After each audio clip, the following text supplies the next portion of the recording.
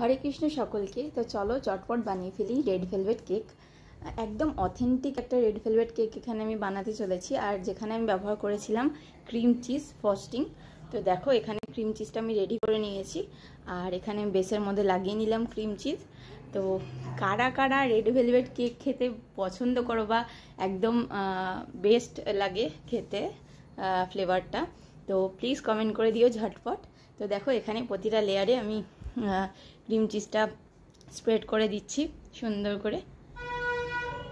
আমার তো ব্যক্তিগতভাবে ক্রিম চিজ ফ্রস্টিং দেওয়া রেড ভেলভেট কেক ভীষণই ভালো লাগে, যেটা আমার একদম ফেভারিট বলতে পারো।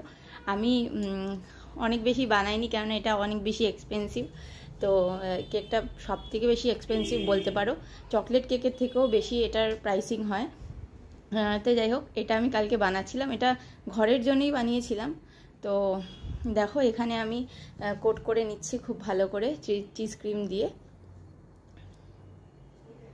আমি খুবই এক্সাইটেড, তাই জন্য আমার কথাগুলো স্লিপ করে যাচ্ছে।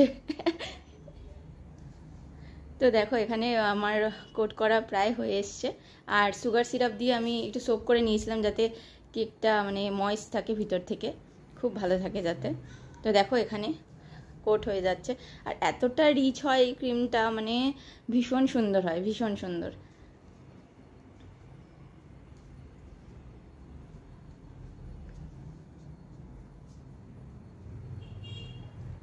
তো এখন বাইরে থেকে কোট করে নিচ্ছি চিজ ক্রিম দিয়ে।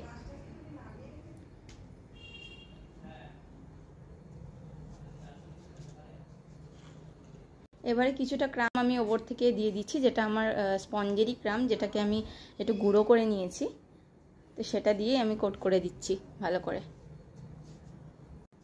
তো দেখো এখানে হয়ে গেছে, আর ক্রিম চিজ নিয়েছিলাম পাইপিং ব্যাগের মধ্যে নিয়ে আমি যে কোনো একটা ডিজাইন, যেহেতু এটা ঘরের জন্য বানাচ্ছিলাম, তো অত ভাল লাগে না ঘরের জন্য বানালে কোনো ডিজাইন করতে বা কিছু করতে একদমই মন চায় না।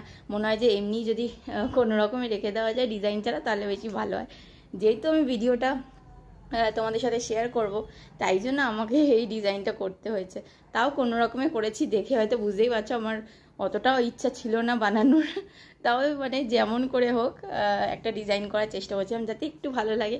তো দেখো এখানে হয়ে এসছে, আর আমারও পছন্দ ভীষণ রেড ভেলভেট কেক, আর আমার বরেরও ভীষণ পছন্দ। তো আমি তাই জন্যই নিজের পছন্দের জন্য হয়তো বা বানাতাম না কখনোই, ও যেহেতু পছন্দ করে তাই জন্য আমি বানিয়েছিলাম কেকটা। তো দেখো হয়ে গেছে আমার প্রায় এটা ডেকোরেশন করা কমপ্লিট। আর এখানে একটা হার্ট করেছিলাম মাঝে, যেটা হয়তো ভালো করে বোঝা যাচ্ছে না, আমি পারলেই স্মুথ করতে পারতাম কিন্তু করিনি। যাই হোক, এখানে ভগবানকে ভোগ লাগিয়ে দিয়েছিলাম। তো এবারে কাটিংয়ের পালা। তো এখানে কাটিংটা করে নিচ্ছি কেকটা, যেহেতু আগেই বললাম যে এটা ঘরের জন্য করেছিলাম। তো এবারে এটা দেখো লেয়ারিংটা এত সুন্দর হয়েছে, প্রতিটা লেয়ার মানে খুব বেশিভাবে ভালোভাবে ভিজিবল ছিল। তো দেখো এবারে দিয়েছি, বাকি রিভিউটা ভেলভেট কেক, তাই রেড ভেলভেট তো কি ভেলভেট কেক। তাহলে এটা খেয়ে বলি, তাহলে অনেক রিভিউ দিচ্ছে, মার ধর জন্য না খাই। বউ দিয়েছি ওই কথা।